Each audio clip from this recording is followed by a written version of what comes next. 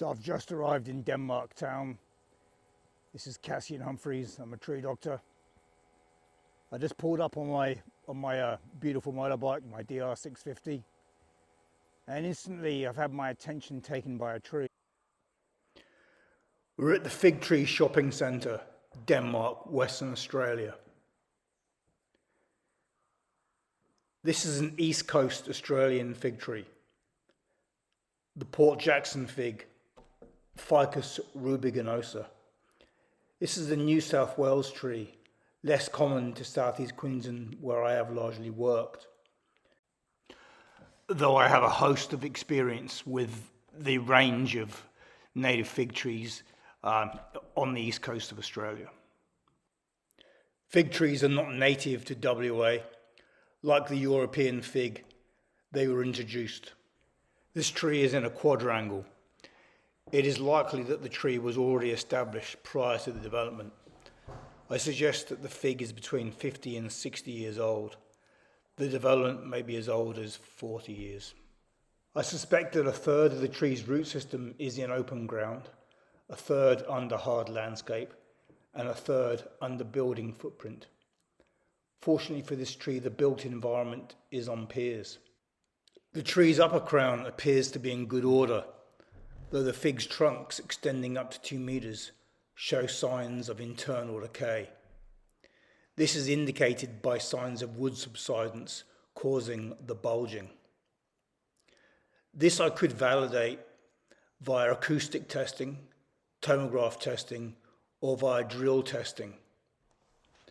Hampered from view by the ivy, there are no signs of any fungal fruiting bodies, though the greater concern is that there are no signs of root flare, indicating the tree's original root crown was buried.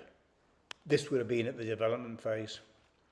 If that is the case, this would explain the presence of a heartwood decay and the excessive bulging. This is an interesting example of an elbow limb from a historically subsided branch.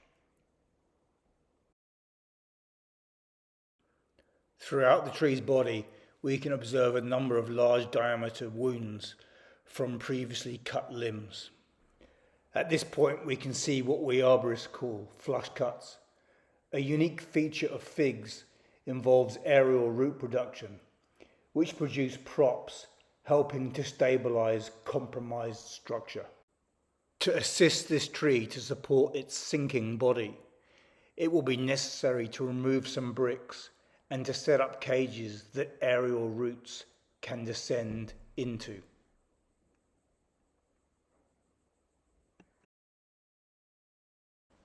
The following footage shows evidence of aerial root production.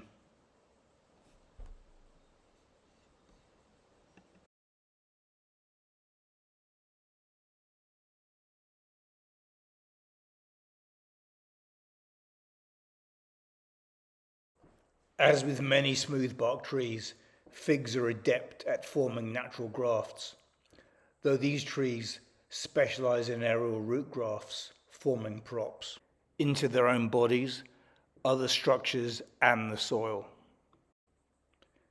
At this point, we can see a large diameter historic stem breakage. This triggered the growth of the elbow limb.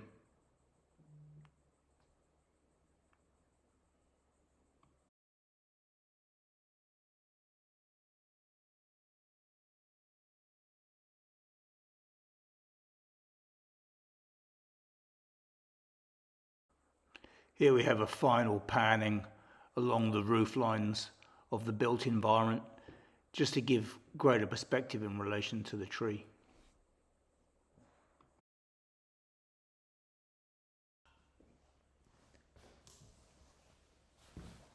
So in closing on this session, just reflecting on the tree, having left the site and come back home. Yeah, I'm just considering there's a lot that I computed, there's a lot that I was able to record and share in this podcast. I mean, I would see a tree like that as being very highly valued. I mean, certainly without it, it would be a desolate place to sit and to eat food and have coffees. I mean, one of the interesting observations I made with that tree is looking at the old pruning cuts, looking at the stem breakage. I mean, there wasn't much evidence of decay going on visibly in the body of the tree. I mean, certainly the signs of subsidence are an indicator of internal outward decay, you know, the tissues folding in on themselves. But externally, I didn't see much in the sign of decay. And I would see that, you know, we're looking at a tree which is outside of its climatic zone.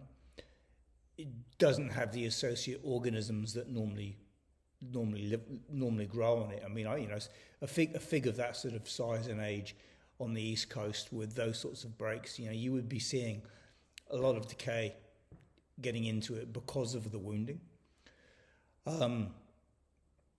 So, you know, this is very much a tree which there needs to be a follow-up assessment done. You know, like, you know, the raising of grade is a concern. If I'm right in my observations that the grade's been raised, then really, you know, that soil should be removed. You know, oxygen needs to get back into the base of the tree. You know, some kind of large kind of rocky fill could go back in to help hold air gaps.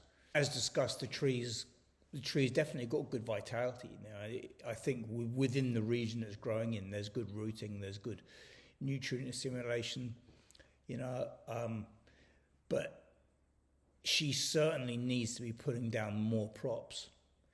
You know, and the more aerial root production that strikes ground and the generation of the woody props that the tree makes, then the better able it's going to be able to support itself in the long term. You know, I think on reflection that a lot of the paved area could be sacrificed for garden, because people are really just using the timber areas, the walkway areas. They're really staying on the periphery of the tree. So I think, you know, to sustain it, the tree needs help. So part of the further investigation would also be to determine how much sound wood there is versus decay cavity, if there is a decay cavity in there. You know, obviously a tree with a diminished wall thickness, if the wall thickness gets too thin, then that's a concern for structural stability. Hence the aerial root production. You know, and the more props that can grow out beyond that cylinder, then the greater the footing the tree has. I mean, the tree's not overly tall, you know, it's probably as broad as tall. So it's very viable to sustain and risk manage and care for. I think in conclusion, I'm gonna put this out into the community, just to see if there can be some kind of a follow-up to help that tree, because she's very worthy. Well, thank you for your attention, and I look forward to the next tree. All the best.